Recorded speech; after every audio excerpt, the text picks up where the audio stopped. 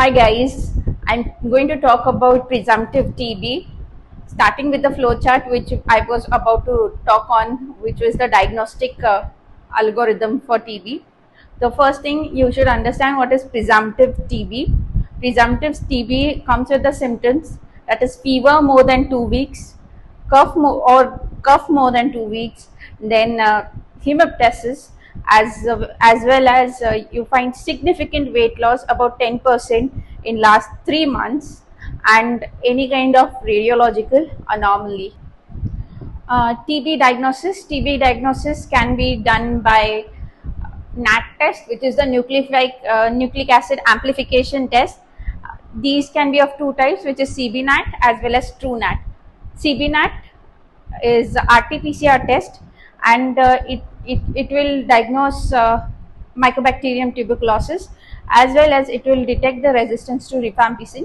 It takes about 90 minutes or 2 hours to detect this, and it requires 24/7 power supply, and it's actually a very huge device. Whereas TrueNAT, it is a portable device. TrueNAT is a name of a company as well in India, and TrueNAT will in the first hour it will diagnose whether it's Mycobacterium tuberculosis, and in the second hour it will detect the resistance to rifampicin.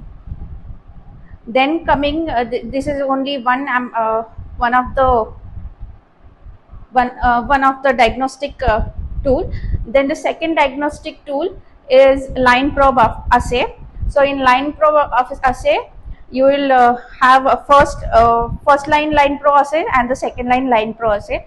The first line probe assay will detect the resistance to isoniazid as well as rifampicin, and second line probe assay will detect the resistance to fluoroquinolones and injectable drugs.